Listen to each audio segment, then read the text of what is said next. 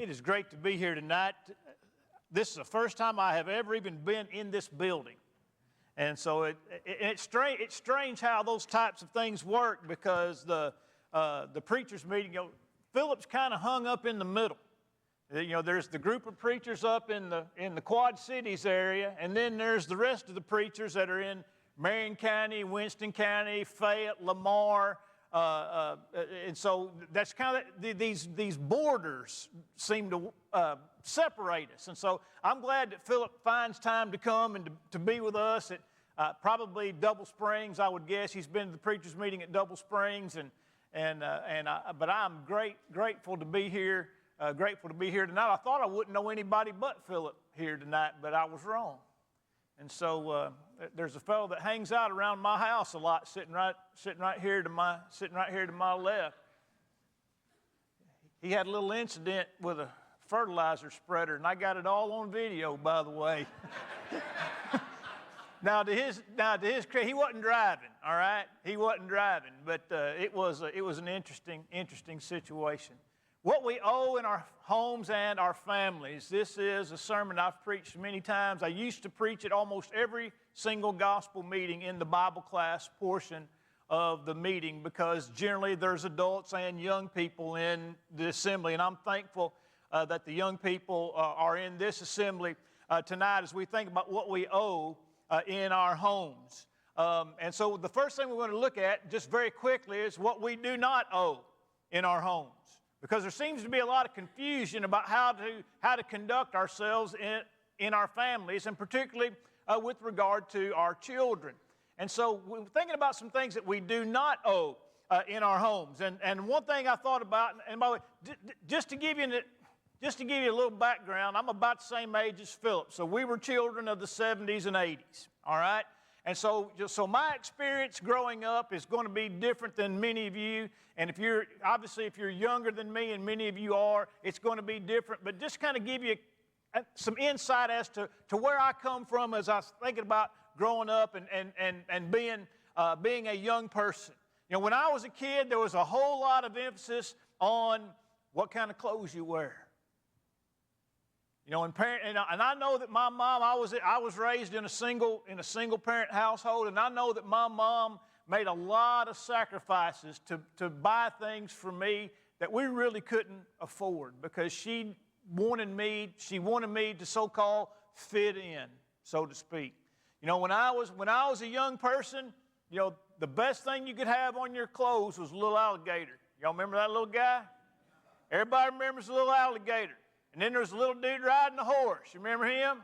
Yeah, Polo. And first the guy was Izod, Lacosta. And then J.C. Penney J.C. Penney came out with that.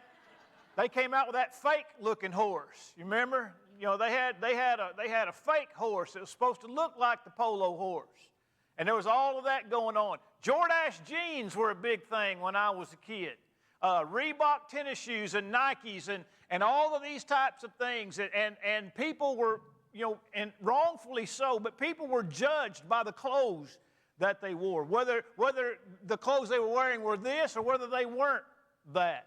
And so, many parents made a lot of sacrifices for their kids because they thought that their kids needed the latest fashion. And I'm just going to tell you right now, if you see me wearing anything that has a designer label on it, I bought it used on eBay. That's the truth. I even buy used shoes on eBay. That ain't no lie. All right, and so if you see me wearing anything, I bought it used on eBay. That's just how I roll. I got more sense than I got money, and so that's the way that I try to live my life. Try to be modest in how I conduct myself. But a lot of parents think that they owe their kids. The one that's in between me and now, Tommy Hilfiger. Man, he was a big dude, wasn't he? Had that little blue and white or red and white and blue, the little tag there. And so, we don't owe our children those things. We don't have to go into debt to provide these types of things to our children. We need to teach them that the Lord doesn't look at them on what they're wearing on the outside, but as God told Samuel in 1 Samuel 16 and verse 7, God does not look at a man's outward appearance, but He looks at his heart. That's right. We ought to raise our children to adorn themselves with a good and honest and godly heart. And then I think about this, and this may not be a thing anymore, but you remember the mass craze at Christmas on certain toys that had to be bought? You know, it might have been a Beanie Baby or Atari. Boy, I really dated myself there. Atari, Xbox. One of my elders, one of my best friends who's also one of my elders, a number of years ago when his son was still in school, Mountain Dew had some contest, and my friend won a Xbox 5. And you couldn't find them anywhere. I mean, that was the thing you had to buy, that particular, I think it was Xbox 5. I can't keep up with the numbers. But anyway, if I'm not mistaken, I'm thinking that thing was so valuable and in such high demand, he sold it and then bought one after Christmas, you know, and still pocketed quite a bit of money. I think that might have been how that worked out. But you remember all these parents just killing each other for baby dolls and different types of things. And of course, now the society we live in, that we just buy kids stuff all year round. And look, and I'm kind of that way myself. If I want something, the Lord's blessed me enough, I just go get it. My kids asked me, Dad, what do you want for Christmas this year? I said, I don't care. I said, anything I wanted since last Christmas, I just went and got it. If it's a gun or whatever it is, or something related to binoculars or something related to hunting, I just go get it. But I can remember, and many of you will remember, you got one present for Christmas. I can remember one time my present was Magic 8 Ball. Some of y'all don't have any idea what I'm talking about, do you? Yeah, that's right. Magic 8 Ball. It predict your future. You turn that 8 ball upside down, you ask it a question. It's just a cheap version of a Ouija board, I guess. That's a poor man's Ouija board, was a Magic 8 Ball. You just got one present for Christmas. I remember my wife one time, she told that when she was in high school that she wanted a pair of Nike, I believe it was Nike tennis shoes for her cheering. That's all she got for Christmas was a pair of shoes. They told her, said, if you get these shoes, this is all you're going to get. And she said, get them. She wanted them that badly. And so, but we don't live in that. Look, if you want to see Christmas, you wouldn't come to my house with 4 granddaughters and see what the tree looks like. I mean, it's nuts. All right. But this idea that everybody has to have the latest and the best of everything, and especially the way that parents do their children that way, that's not a good thing. And this is going to make some of you young people mad, but your parents don't owe you a car when you turn 16. That seems to be a rite of passage nowadays, that if a kid turns 16, he or she gets a car. And most of the kids at Hamilton High School are driving nicer cars than their parents are driving. I sure don't understand that. If it comes down to it, mine's going to drive a beater. A beater. If somebody going to drive the nice car, it's going to be the guy making the money. It ain't going to be the one spending all the money. And so, but again, young people have grown up to expect these types of things. They expect a vehicle and a nice vehicle. I've actually heard kids argue with their parents about what kind of car they're going to get when they turn 16. And I'm like, you're out of your cotton picking mind. And I'm not thinking about the kid, I'm thinking about the parent. You're not going to argue with me about that. But we don't owe our kids these things. And then here's one that doesn't have anything to do with material things, but this is a very important one. And it's probably the most important one in this list, is that we don't owe our kids a life free of pain and embarrassment. We don't owe our children a life that is free of pain and embarrassment. Philip, you said I could take this thing down if I didn't want it, right? I want a good look at Daniel. I need to keep an eye on Daniel. All right, so does the Bible promise us embarrassment, ridicule, persecution if we're living the Christian life? Does it promise us those things? Is not the forgotten beatitude found in Matthew chapter 5, blessed are you when men shall revile and persecute you and say all manner of evil against you falsely for my sake? And then what does Jesus say in light of that? Rejoice and be exceedingly glad, for great is your reward in heaven. For so persecuted they the prophets who were before you. Didn't Paul tell Timothy in 2 Timothy 3 and verse 12, yea, all who would live godly in Christ Jesus shall suffer persecution? Didn't Paul tell the Thessalonian brethren in 1 Thessalonians chapter 1 that the persecution that they were enduring was a manifest token of their faithfulness to God?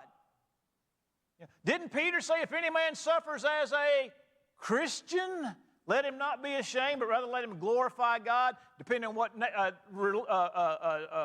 version you're reading, it says, but rather let him glorify God on this behalf. And others say, let him glorify God in this name. If we treat our children in such a way as to guard them and try to protect them from every form of pain and embarrassment in the mundane things of life, how are we preparing them to suffer pain or embarrassment or persecution in the most important thing that's ever going to be in their life, and that is being a child of God? And so these are things that we do not owe in our homes. But now I want to think about two things going forward. Number one, we're going to look at what parents owe their children, and then we're going to close with what children owe their parents. And when we get to the end of the children part, it's not going to be the little kids, it's going to be the big kids. And you'll see where I'm going to go with that shortly. One thing that parents owe their children is a godly example. A godly example. In Psalm 85 in verse 13, the Bible speaks about the way, and I think it's a messianic psalm, where it says that righteousness will go before him and shall make his footsteps our path. Now, if that's true, that the Lord's going to provide a righteous path for us, wouldn't it also make sense that we ought to provide a righteous path for our kids? That they ought to be able to walk in our steps? Is there any more important place to lead your children than to lead them to heaven? Jesus said, if any man will serve him, let him follow me, and where I am, there will my servant be. John 12 and verse 26. Here's how Johnny Ramsey used to paraphrase that. If you follow Jesus, wherever he goes, you'll end up where he is. And wouldn't that be a great thing for parents to be able to say that? Or that children could say, maybe when their parents are gone, I'm a Christian today because I followed in the footsteps of my parents. Think about 1 Corinthians 11 verse 1. Paul said, be ye followers of me, even as I also am of Christ. He said in Philippians 3 and verse 7, note those who so walk, even as you have us as an example. And so we owe our kids a godly example. And then secondly, we owe our kids a good name. A good name. Anybody got any school teachers in here? Any school teachers in here? All right, my wife is a school teacher, my son is a school teacher, my daughter's a school teacher, my son-in-law is a school teacher, and my stepdad is a retired school teacher, all right? I know a little bit about school teachers, and that is that most of them like to complain about being school teachers. And that 10 weeks off in the summer ain't long enough. Now, I know the Russellville community is considerably larger than the Hamilton community. There's about 6,500 folks that are in Hamilton. And the town that I grew up in, the population sign said 6,024 as you entered into Dexter, Missouri, which is where I was raised. But there's one thing that I can promise you in small communities, and perhaps even in this community, is that some kids will start out school behind the 8 ball because of the name they carry. And I'm not going to give you any of those names in Hamilton, Alabama, but there's a list of names that I could give you that and by the way, sometimes those bad name families are big, and sometimes there's other families that share the last name and they're not even related to one another. But that name that child carries into school with them can be a help or it can be a detriment. The Bible says a good name is rather to be chosen than riches or gold. It's like a precious ointment, Ecclesiastes 7 and verse 20. Let me tell you a little bit about my name. The name Clippard, all right? Not a very common name. Not a lot of us running around. But my people are Burlesons. By the way, you probably know some Burlesons. When I moved to Hamilton, there was 149 Burlesons in the Hamilton-Haleyville phone book. I counted them. But the Burleson name was a good name in my hometown. And the Clippard name was generally a good name in my hometown. My dad's parents were upstanding citizens. My dad's brother was the high school band teacher for 40 years. You know, that name was good. But my dad, here's how every year started for me at Dexter Senior High School. I'm going to give you the backstory. Sometime in the winter of 1965 and 1966, my dad had a Jeep. And it snowed one day, school day, by the way. Overnight, it snowed. And my dad thought that he didn't want to go to school that day. He wanted to go out and ride his Jeep in the snow. So my dad called the local television station and the radio station and told them that he was T.S. Hill, who was the superintendent of Dexter Schools. And my dad called off school one day. As Jerry Clippard would say, if I'm lying, I'm dying. My dad called off school, all right? Now, here's how every first day of school started for me. I'm going to read the roll here. Shelley Brown, here. Todd Clippard, here. Did you know? Yes, ma'am. Yes, ma'am, I know. My dad called off school in 1965. My dad also hijacked all the dictionaries in the high school one year out of every English class.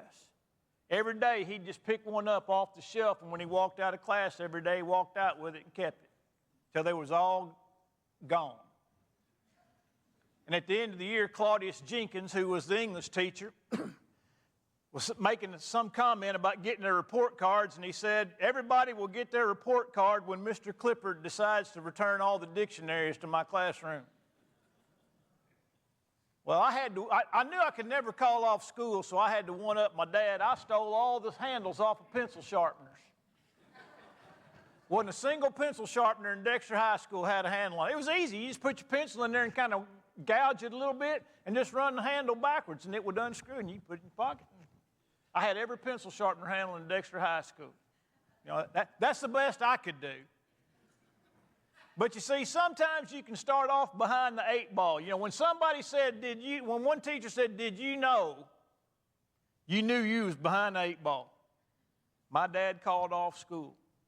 You know, one of the best things you can do for your children, besides give them a godly example, is give them a good name. Number 3, you owe it to your children to give them a peaceful home. A peaceful home. You know, this world is filled with violence. It's filled with sin. Excuse me. It's filled with unrest. You know, there's no reason for a child to have to go home and endure the same when they get home from school until they go to bed. You know, our homes ought to be places of peace. They ought to be respites from the hellishness and the ungodliness that exists in the world. It ought to be a place of refuge. And it'll be a place of refuge when parents decide to make it a place of refuge. It needs to be a home that's free from contention. Proverbs 21 and verse 9 says, it's better to dwell on the corner of a rooftop than in a wide house with a contentious woman. That was my grandpa's favorite verse. And here's what he'd tell you. He said, that's an important verse. He says, because it's in Proverbs twice. And he's right. It's in Proverbs twice.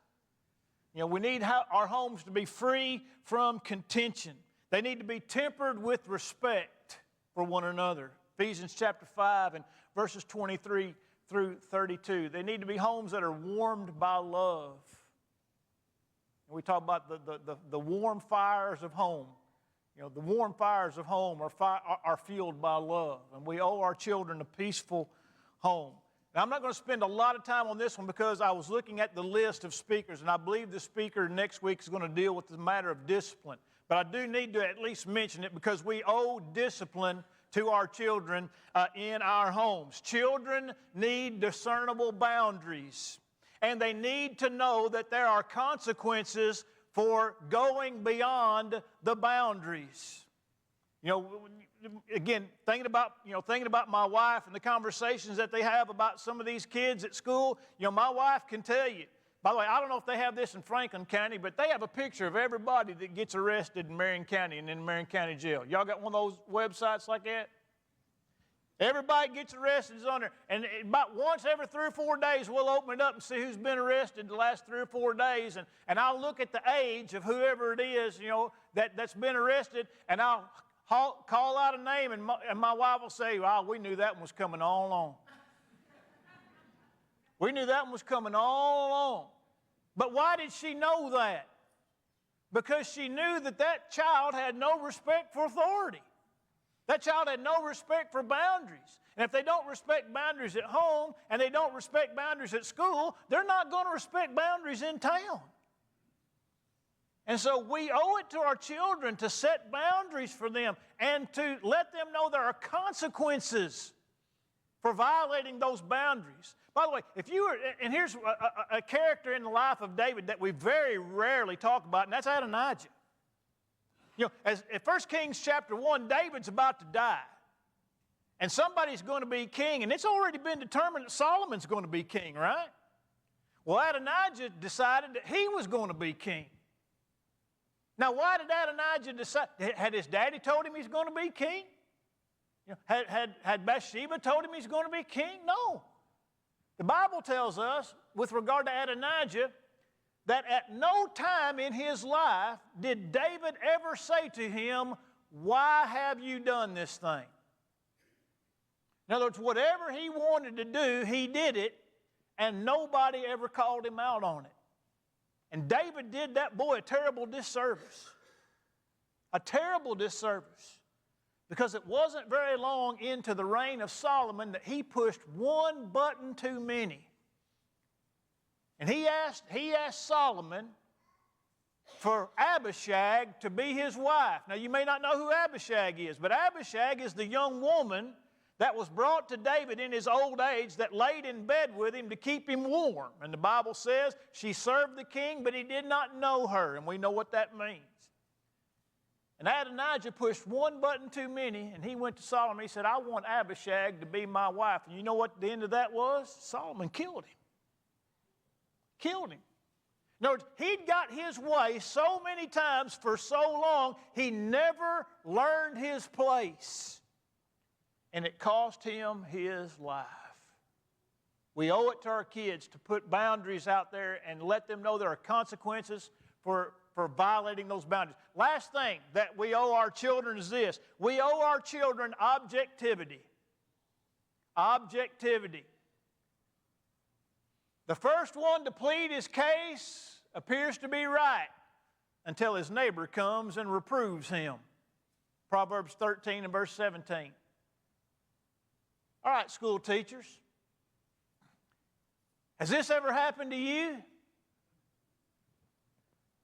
Mad mama or mad daddy comes to the school and they demanded a meeting. And then they start spouting off all the facts. And then all of a sudden, the teacher gets a turn to talk. And all of a sudden, all the facts aren't just exactly the way that they were presented to mom and daddy at the house. Has that ever happened to any of you school teachers? Now, one of two things is going to happen in this case. Number one, that parent's going to whoop that kid for embarrassing them like that. But the parent ought to be embarrassed for accepting the testimony of a 12-year-old and then coming down and going to give a bunch of teachers a piece of their mind. But here's what happened to my wife not long ago. Every single teacher in the 6th grade was in a meeting because there was a mad a mad daddy down there because of something his daughter had told him. And every teacher to the person refuted that account. And in fact, it was pretty much the opposite of what she had said to her daddy. And you know what he said? I believe her more than all of you. That man's due for some misery. That man is due for some misery. He's not objective. He has no objectivity when it comes to his child. He who hears a matter, or he who determines a matter before he hears it, to him is a shame. In other words, if you make up your mind before you hear both sides, here's what the wise man says: you're a fool. You're a fool if you make up your mind before you hear both sides. Our kids need objectivity. By the way, they need objectivity in other aspects as well. You know, if your daughter is not homecoming queen, there's probably a reason for it. You know, if your son if your son's not the starting shortstop, there's probably a reason for it. You know, if your daughter didn't make the cheerleading squad, there's probably a reason for it. And you know what it is? Your kid ain't as great as you think they are. Everybody's kid's the next Derek Jeter. You know, it's just like, I mean, that's just the world that we live in. Everybody thinks their kid's the next superstar. My boy's the next Mike Trout, or the next, he's the next Tom Brady, or and I don't know any female athletes because there's just not that many of them. But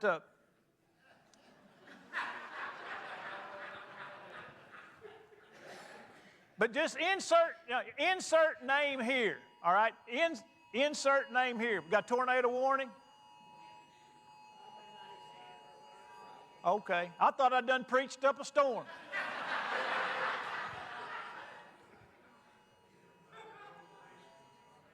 Everybody to the basement, all right?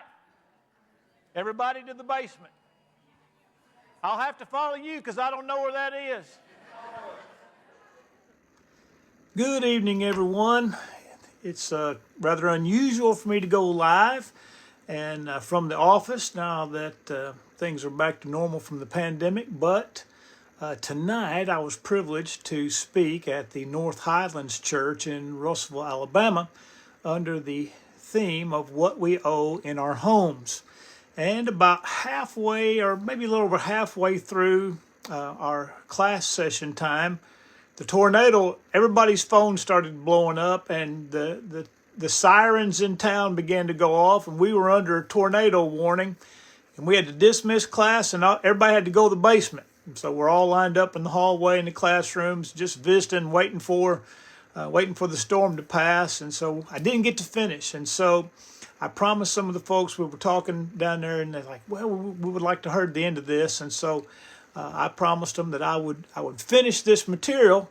And I said, "Well, Rhonda's not going to be home tonight when I get home." I said, "I'll just finish it tonight. And I'll put it on Facebook, and you can watch it on Facebook." So we're looking at the two ideas of what we owe in our homes. And the first that we presented, that I actually did present at North Highlands, was what parents owe their children. And then what I didn't get to finish is what children owe their parents. But then we wanted to introduce tonight and finish up with the idea of what is it that children owe their parents. And one of the things that children owe their parents is they owe them love and respect. I remember hearing Wendell Winkler say many, many times how we ought to respect and revere our mothers. And he would oftentimes say, she went to the door of death to give you life. And the most dangerous thing that a woman can do is to bring a child into the world. And the thing that could cause her to die or be permanently injured, harmed in some way, is to bring a child into the world. And so we owe our parents love and respect. I owe my mother love and respect for not killing me when I was a teenager, because I probably deserved it on a lot of occasions. But we owe our parents love and respect. Secondly, we owe our parents obedience. The idea to obey means to hear under. In other words, it's to hearken with the idea or the understanding is that the one who is speaking is higher than me in authority rank. In 1 Samuel chapter 3, Eli told Samuel to tell the Lord, because Samuel thought Eli was calling him, and Eli wasn't calling him. And Eli figured out that it was probably the Lord calling him. He said, next time you hear your name called, say, "Speak, Lord, your servant hears," which might also be rendered or translated, "Command, and I will obey." And so to obey means to hear under, to listen under, to give an ear to. And so young people owe their parents obedience. The Bible says, "Children, obey your parents in the Lord, for this is right. And honor your father and mother," which is the first commandment with promise, that it might be well with you and that you might live long on the earth. And so we are commanded from all the way back from the Ten Commandments all the way through to Ephesians chapter 6, verses 1 and following, that we owe our parents, we owe them obedience. And then we also owe our parents our submission, and obedience is a part of submission. In Luke chapter 2 and verse 51, the Bible says, after all of this incident with Jesus being lost in Jerusalem, or being left behind in Jerusalem and being found in the temple, as Jesus goes back with his parents, it says they went home, and it says he was subject to them. Now, this is about the time Jesus, he's 12 years old. He's starting to come into his own. He's starting to understand really who he is. I don't think he understood who he was when he was 5 years old. And so, you get to 12, 13 years old, you start thinking in different ways. You have the ability to think and grasp concepts that are not just hard and fast things. And Jesus was beginning to come into his own. And we know that because he said, "I must be about my Father's business." And so we know Jesus was beginning to have gain a grasp of who he was. But the Bible says he went home with them and he was subject to them. And I oftentimes tell young people, you may be a good person, you might be as generally speaking, an obedient child. But I'll tell you one thing: you ain't Jesus.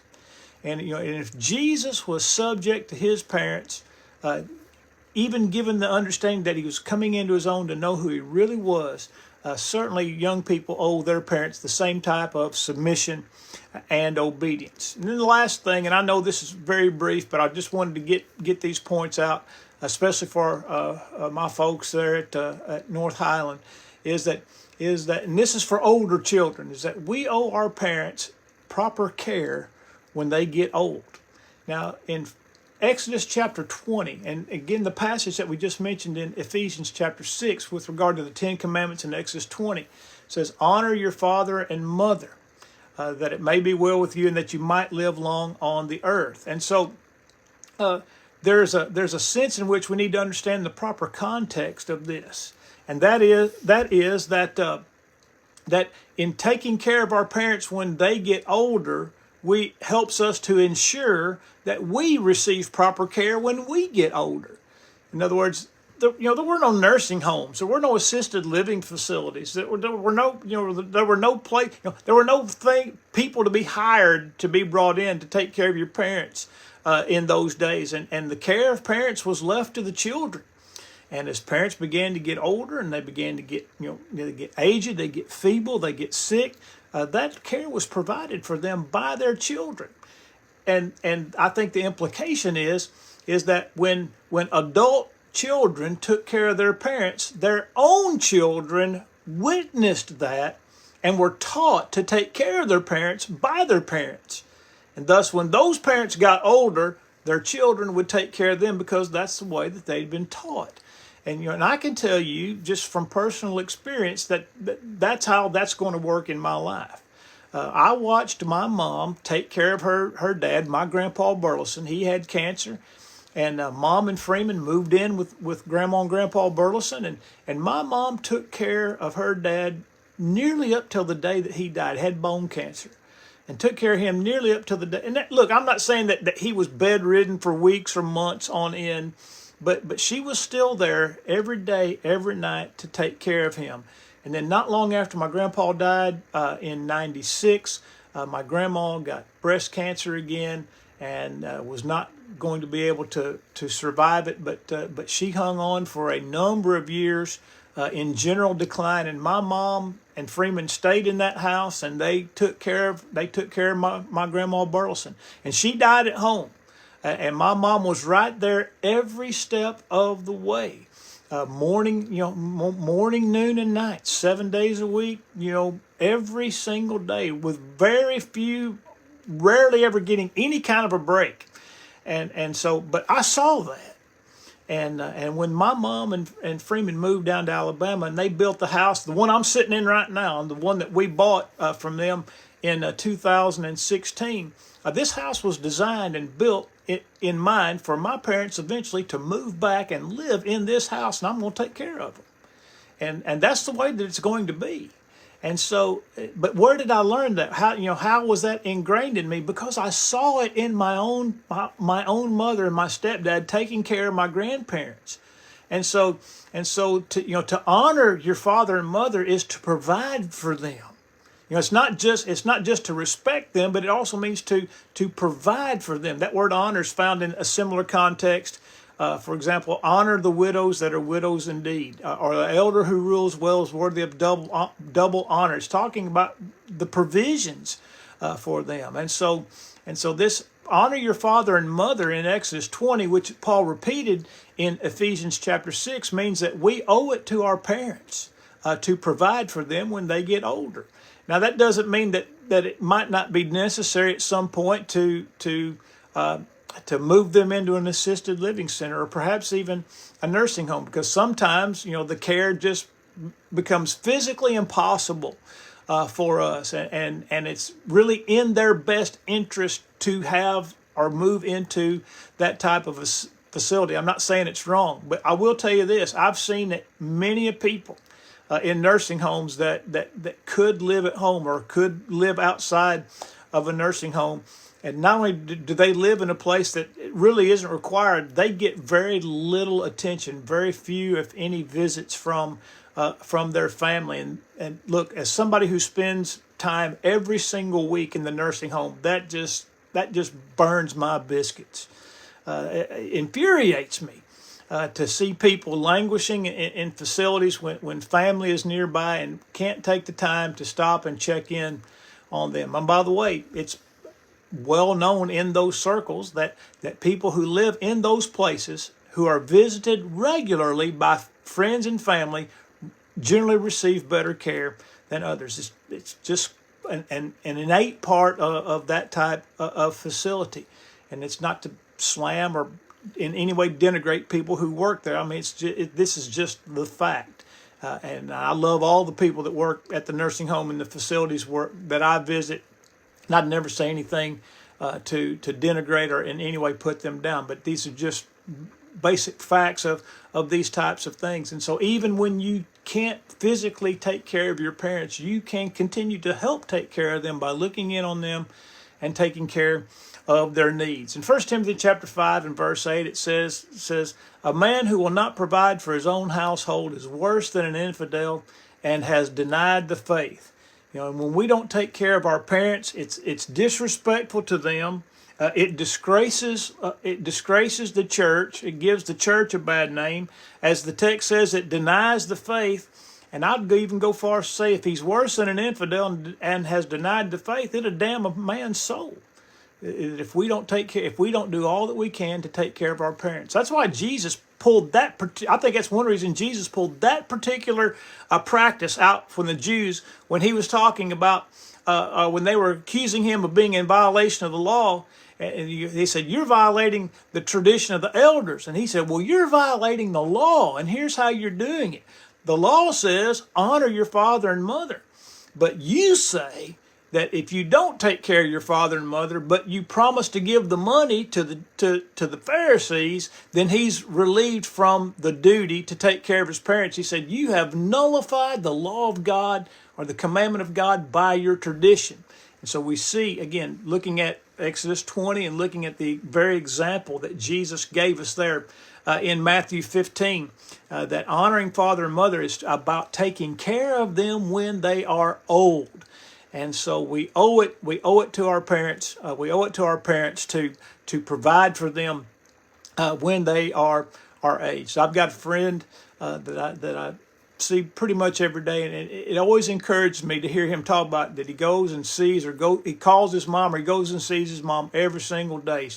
She's still, I think she still lives on her own, but it's so encouraging for me to hear those things, and he thinks the same way I do, that people that don't ain't, they ain't no count. And so we owe it to our parents to provide for them the very best that we possibly can when they are old. And so there we have what parents owe their children. Again, I apologize for the brevity of it, but I promised some folks at North Highlands I'd come back tonight, and when I got home that I would finish what we started. It's never happened to me before that I've had a sermon interrupted by tornado warning. So there's a first time for everything. 30 years in, and my first tornado interruption. But I appreciate the good folks at North Highland. They were so good to me, so attentive and receptive to the things that I've got to say during my time. I'm thankful for my time with them, and I'm thankful for all of you that have seen fit to watch the conclusion of tonight's lesson at North Highlands. I appreciate you watching tonight. I hope that the storms that have come through have caused no damage or problems for you whatsoever. I pray that you'll have a safe and peaceful night. Thank you again for watching. Take care, and God bless. Hello, my name's Philip Goad, and I'm privileged to serve as the preacher here at North Highlands Church of Christ. You may have heard something in today's message that has you asking some questions, either about the topic we just covered or maybe about our North Highlands Church family. If so, we'd love to hear from you. Please reach out. We'd love to field your question. In fact, we'd love to set up a time to study the Bible with you. And if you're interested in that, we'll set up a time that works well for you. I'd also like to invite you to come out and connect with us in person. We'd love for you to worship with us. Sunday mornings at 9:30, we have worship, followed by Bible classes for all ages. We come back on Sunday evenings at 6 o'clock for another time of Bible study. And then on Wednesdays, we have two opportunities. We have a 2 p.m. Bible study for folks who don't need to be out in the evening. And then at 6:30 p.m., we also have a Bible study time, classes for all ages. The other thing I'd like to mention is that we have a food bank. It's open the third Saturday of each month from 9 to 10 a.m. And so if you know of somebody in our community, in our county, that would be able to take advantage of this, please pass the word about the food bank at North Highlands, third Saturday from 9 to 10 a.m. Again, we thank you for connecting with us today, and we hope you'll be back online connected with us again very soon.